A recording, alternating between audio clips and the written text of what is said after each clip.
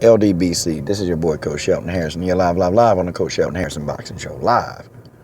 Okay, I want to respond to a subscriber. He asked me, he basically asked me, he said, Coach, you said that you slip punches by watching a person's shoulder. And he was just pretty much telling me to break it down. Like, how's that so? It just don't make sense. And it don't make sense to a lot of people, okay? Because it seemed totally like, ludicrous that, okay, you watch a person's shoulder, you can slip a punch, okay?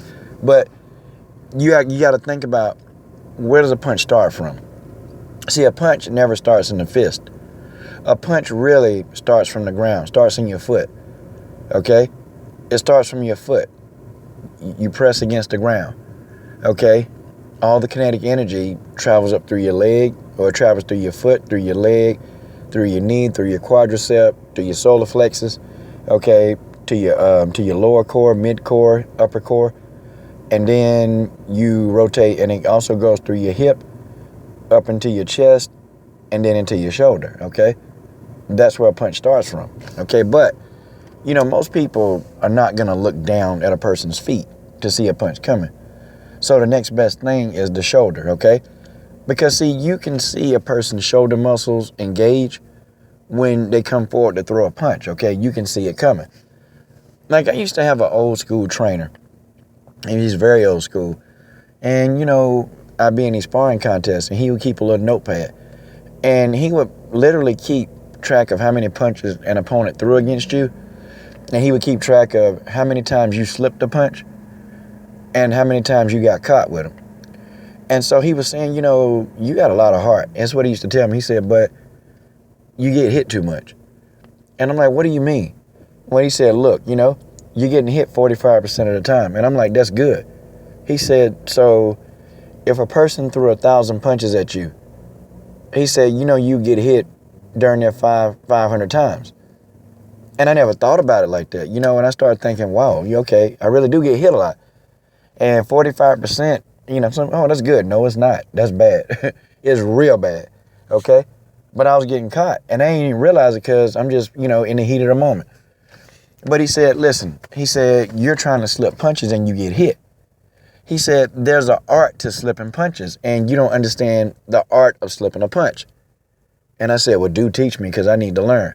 And that's the thing about me. I'm okay with learning. If somebody, saying something, look, I think every single person I can learn something from. Whether it's good or bad, I can learn. And I always take an opportunity to try to learn anything. So, okay. So he started teaching me. He said, the problem is you're looking at a person's fist. And I'm thinking, well, isn't that what you're supposed to look at? He said, no, because if you're looking at their fist, by the time you look at their fist, you're already getting hit in the face. And then a light bulb went off in my head. I'm thinking, that makes sense. Okay? So see, when a person pop a jab and they stick it out in your face. They put it in your face, that's a jab. Okay? The shoulder muscle is engaged, and I started looking at people's shoulders to slip punches. And I was in shock because now I was getting hit 45% of the time, and it went down to about 20 to 25%, which that's better. Still, though, if you threw 1,000 punches, somebody could hit you 250 times, but to dodge 75% of the punches thrown at you is still pretty good, okay? To dodge them. Now, of course, when you get to your upper echelon fighters, yeah, those guys are much more skilled, and that number probably goes back up again. But when you're dealing with amateurs, it works, okay? And most of the people that most of you would come in contact with, it's less than 1% that they're a professional fighter, okay? Less than 1%. So the average Joe, they're not going to be able to hit you. So he would say, okay, when a person popped the jab, look at their shoulder, okay? You look at the shoulder and then you slip. As soon as you see the shoulder move, slip. See, he didn't say wait till the punch got there. He just said slip. When you see them move their shoulders or distribute weight to one side of their body, you slip. That's it. And then he told me another startling fact. He said, only about 15% of the people in the world are left-handed. They're southpaws. And I started thinking about that. And I said, really? He said, so if you really don't know a person's style, if you don't know that they're southpaw, try to slip the right side. Because the average person is going to throw a right hand first. It's instinctively human nature. I mean, see, he's already done his homework. My old trainer already did this homework. He analyzed fighters. That's what he does. I mean, he's good at it. And he analyzed people, man.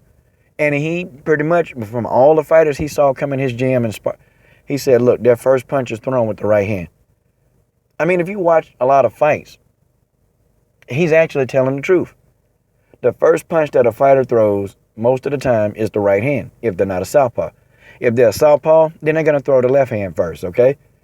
So when he told me, hey, I think this guy's a southpaw, I would immediately begin to slip and watch his left shoulder because the first punch is coming.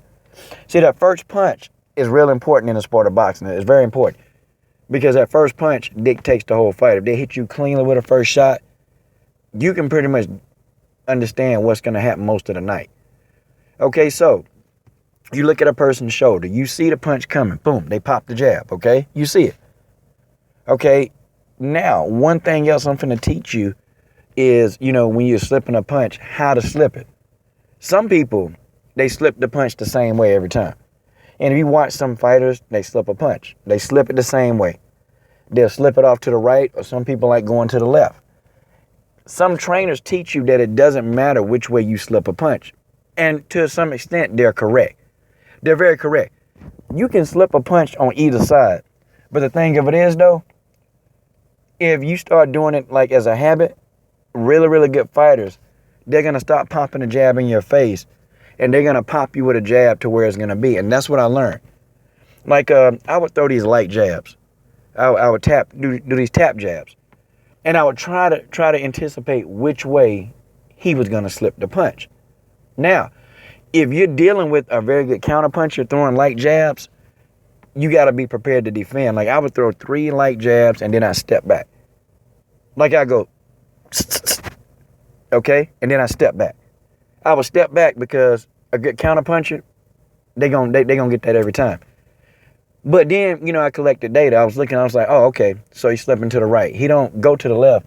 So then when I come up and I really want to hit him with like a heavy jab, a power, I want to hit him hard, I would throw my jab at an angle like this. So instead of doing this, I would go like this. I would actually throw the jab to where his head was going to be. And so they would slip the jab, and instinctively, they'd run right into my fist. So I was catching folks. I mean, they would run deliberately right into my fist. So I had to get smart. So I have fighters that would do the same thing to me. But I made sure that I didn't slip the jab the same way more than twice. I got comfortable slipping jabs over here, and over here I got comfortable just slipping that jab, slipping side to side, moving that head. And sometimes I slip the jab, I duck. See, it would totally confuse a person. So now when they go to throw a jab, they don't know which way your head gonna move. They don't know which way you're gonna slip it. Because see, a lot of times when I slip to the left like this, I slip the jab and then I come under. I come under with a body shot hook to the body. Or when I slip the jab right, I would come over top the weak, lazy jab with a right cross. I mean, see, that's what I used to do. But, I hope this kind of clears up everything, okay? You watch the shoulder. You look at a person's shoulder muscles are going to be engaged, and the person, they're going to distribute their weight to the side that they have their power on. Usually on their non-power side, you don't see a lot of weight being distributed on that side, but you still look at the shoulder muscles because that's going to engage first. This is your boy, Coach Shelton Harrison. I'm done.